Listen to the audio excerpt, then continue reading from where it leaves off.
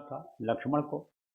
तब यह हुआ कि इसका असर जब तक रात रहती है तब तक अगर ख़त्म नहीं किया जाएगा, जहर का असर तब तक नहीं ख़त्म किया जाएगा, तो यह दिन होते ही जहर पूरे शरीर में फैल जाएगा, डेढ़ दिमाग में फैल जाएगा और ये ख़त्म हो जाएंगे।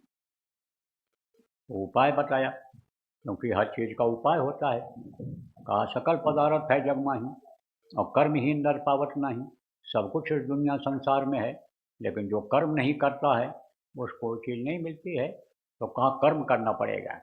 वैद्य थे उस वक्त पर, बहुत अच्छे अच्छे वैद्य होते थे, नब्ज पकड़ते ही बता देते थे क्या तकलीफ है।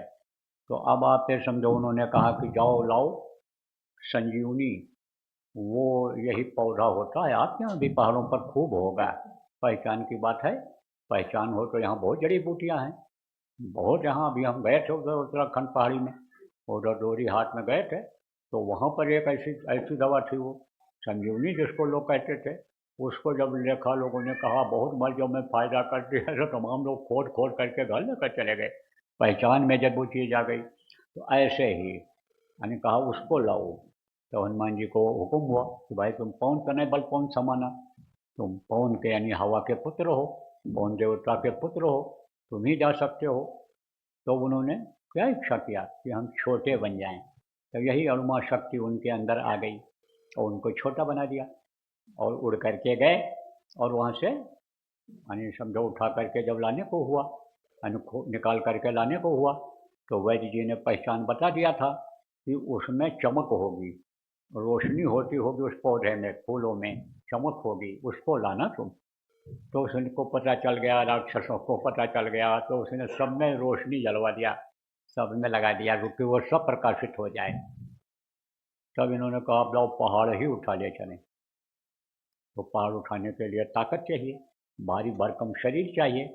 तब फिर उन्होंने यानी गरिमा शक्ति को प्रकट किया और फिर यानी भारी भरकम शरीर हुआ, उठाए, फिर उड़ने को हुआ, छोटा बने। तो जो इच्छा आदमी करता था उसकी वो इच्छा पूरी हो जाती थी। तो वो इच्छा क्या आपकी नहीं पूरी हो सकती है? हो सकती है। भगवान क्या नहीं मिल सकते हैं आपको? जब लोगों को मिले, और जिनको मिले लोगों ने बताया, कहा कि मिलते हैं, लेकिन ऐसे नहीं मिलते हैं, युक्ति उपाय से मिलते हैं। तो आपको क्या नहीं मिल सकते? मिल सकते हैं। आप कहोगे किसको मिले? पढ़े लिखे लोग ये तर्क करोगे कि किसको मिले। बच्चियों तुम्हारी ही जैसी थी, कौन थी? मीरा। मीरा को मिले। तब मीरा ने कहा घट घट मेरा साइया, सुनी सेज न कोय, बलिहारी हुआ घट का, जा घट प्रगट होए। उन्होंने कहा किसी के अंदर की जो बैठने की सेज है, उनके रहने की जो जगह है, किसी के अंदर खाली नहीं है, सबके घट में है। घट घट मेरा साइया, सुनी सेज न कोय, बलिहारी हुआ घट का, जा घट पर। लेकिन वो धन्य है कि जिसके घर में वो प्रकट होकर के दिखाई पड़ जाते हैं, वो धन्य है। कबीर साहब का नाम आप लोगों ने सुना होगा, इस कलयुग के प्रथम संत थे। कबीर साहब ने कहा कि जो है जो तिल माही तेल है, जो चकमक में आग, तेरा साईं तुझ में जान सके सो जान। जैसे तिल में तेल होता है, बाहर से नहीं दिखाई पड़ता है, लेकिन जब उसको पेरो तब उसमें से तेल निकलता है। आपको बताता हूँ, चकमक में आग होती है, ऐसे बाहर नहीं दिखाई पड़ती। आप देखो मेहंदी का पत्ता कैसा होता है? लाल होता है। पूछो मेहंदी कैसी होती है, तो कहोगी बच्चियों ये लाल होती है। लगाती हो आप कहीं, बहुत दिन तक वो छूटता नहीं है, गाढ़ा रंग उसका होता है। तो मेहंदी देखने में हरी रहती है, लेकिन जब उसको बटती हो, पीसती हो, तब उसमें से लाली निकलती है। अब आपसे पूछा जाए कि घी घी कैसे आपको मिलता है, घी कैसे खाते हो, कैसे बनाया जाता है? तब जो जानकार हैं वो तो बता देंगे, नहीं जानकार हैं तो कहते होंगे कि घी या ऐसे ही बना लिया जाता होगा, या कहीं ये यानी समझो पेड़ पर फलता होगा, कुछ भी अपना अपना अंदाज़ा लगा सकते हैं।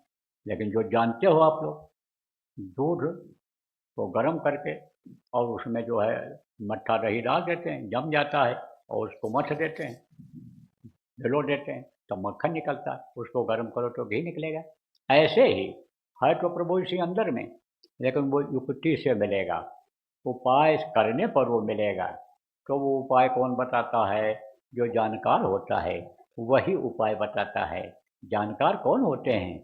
इस धरती पर जो इस काम को करने के लिए, लोगों को रास्ता बताने के लिए, लोगों को सुख शांति दिलाने के लिए, लोगों के बुरे कर्मों को जलाने के लिए, जलवाने के लिए जो भेजे जाते हैं, तो वो किस तरह के होते हैं? मनुष्य शरीर में ही होते हैं। वो मनुष्य शरीर में होते हैं। देखो, मनुष्य ही राम बन जाता, मनुष्य को ही कृष्ण बना देते हैं लोग, मनुष्य को ही नाटक नौटंकी में शंकर बना देते हैं लोग। होता मनुष्य ही है, लेकिन उनके अंदर जो, संतों के अंदर जो पावर होती है, शक्ति होती है, वो देता है। उस शक्ति से वो काम करते हैं। उन्हीं का नाम संत होता है, उन्हीं का नाम सदगुरु होता है, उन्हीं का नाम स्पिरिचुअल मास्टर होता है, उन्हीं को लोगों ने मुर्शिद कामिल कहा है। तो इस धरती पर रहते हैं, वो हमेशा रहते हैं। कहा घिरी बदरिया पाप की, बरस गई अंगार, और संत न होते जगत में, जल मरता संसार। अगर संत न होते इस धरती पर तो ये संसार खत्म हो गया होता, जल करके लोग खत्म हो गए होते। संत ही अन्य लोगों को सदमार्ग पर चलाते हैं, लोगों का खान पान सही करते हैं, लोगों का चरित्र सुधारते हैं। और जब संत मिल जाते हैं तब दुख दूर हो जाता है, बुरे से बुरे लोग अच्छे बन जाते हैं। आपको उदाहरण देकर इसलिए समझाता हूँ तो शंका आपकी न रह जाए। देखो, अंगुलीमाल कौन था? डाकू था, लेकिन साधु बन गया। वाल्मीकि कौन थे? डाकू थे, लेकिन साधु बन गए। तनिक देर के सत्संग से देखा ना कि तुलनता है सकल में जो सुख लो सत्संग, पल भर के सत्संग से बदलाव आ जाता है। तो अब आप ये समझो प्रेमियों कि इस धरती पर हमेशा रहते हैं और समय परिस्थिति के अनुसार अपना काम करते हैं। पहले देखो, एक जगह पर संत रहते थे और उनके पास लोग जाते थे। उस वक्त पर, पहले के ज़माने में, पहले के समय में, अत्याचार, पापाचार, दुराचार जितना आज हो रहा है, व्यभिचार जितना आज हो रहा है, लूट घसोट जितना आज हो रहा है, ये जो मांस भक्षण है, अंडा है, मछली है, शराब है, ये जो ऐसी चीज़ें हैं जो बुद्धि को खराब करती हैं, ये इतना नहीं थी। तब वो एक जगह पर बैठ कर के लोगों को समझाते रहते थे, उपदेश करते रहते थे, और एक समय निश्चित कर रखे थे कि इस दिन यहाँ पर सत्संग होगा और इस दिन यहाँ पर तुम लोग आओ तो तुमको उपदेश मिलेगा, रास्ता मिलेगा भगवान के मिलने का, भजन करने का। ये निश्चित कर दिया करते थे। तो बहुत से लोग देखो, जो तिथि त्यौहार निश्चित किया था उसको मनाते तो हैं, लेकिन समझ नहीं पाते। अब आज पूर्णिमा है, आज व्रत की पूर्णिमा है, कल स्नान की पूर्णिमा होगी। पूर्णिमा 2 दिन मनाया जाएगा, अब पूर्णिमा है आज। तो पूर्णिमा को लोग जाते थे, अमावस्या को लोग जाते थे, ये त्यौहार के दिन लोग जाते थे। कहाँ जाते थे? जहाँ संत रहते थे उनके पास जाते थे, उनसे कुछ सीखते थे, उपदेश लेते थे। तो प्रेमियों, यही गृहस्थाश्रम स्वर्ग जैसा था। कोई खींचातानी नहीं थी, कोई लड़ाई झगड़ा नहीं था, कोई वैमनस्यता ईर्ष्या द्वेष नहीं था, कोई भी बीमारी मौसमी कभी कभी आ जाती थी, नहीं तो बीमार लोग नहीं होते थे। लड़ाई झगड़ा कुछ कुछ नहीं होता था। लेकिन अब ये चीज़ें बहुत हैं। और आप लोग जो बैठे हुए हो, क्रीम ब्रेन जिनको कहते हैं, क्रीम ब्रेन वाले बुद्धिजीवी लोग बैठे हो, प्रतिष्ठित लोग बैठे हुए हो, आपको तो मैं बता सकता हूँ, इन्हीं में 10, 20, 25 को बता दूंगा कि इनके घर में बराबर बीमारी बनी ही रहती है, लड़ाई झगड़ा कुछ कुछ होता ही रहता है। बूढ़े न लड़ें, जवान न लड़ें, तो बच्चे ही एक दूसरे का बाल गाल नोचते रहते हैं, ई पू लगा रहता है। अब आप समझो, ऐसी परेशानी में कि जब आदमी, पूरा जितना भी परिवार है सब कमाता है, आपके हिमाचल प्रदेश में काम अगर नहीं है तो बाहर बच्चों को भेज देते हो, जाते हो, वहाँ से कमाई करके लाते हो, तब यह घर बन पाता है आपका, ठीक से भोजन मिल पाता है, कपड़ा पहन पाते हो, शादी ब्याह कर पाते हो। लेकिन पहले ऐसा नहीं था। घर भर को नहीं कमाना पड़ता था, एक कमाता था, 10 खाते थे। यही गृहस्थाश्रम स्वर्ग जैसा था। एक रोटी अगर हो तो बांट करके खाते थे। अब तो दूसरा खा रहा हो तो छीन कर खा लेते हैं। तो कहाँ से सुख रहेगा, कहाँ से शांति रहेगी? तो अब आप इस बात को समझो, तो सुख और शांति आ सकती है, लेकिन जब उसके लिए कुछ प्रयास किया जाए, उपाय किया जाए, कोई जानकार मिल जाए, तभी हो सकता है।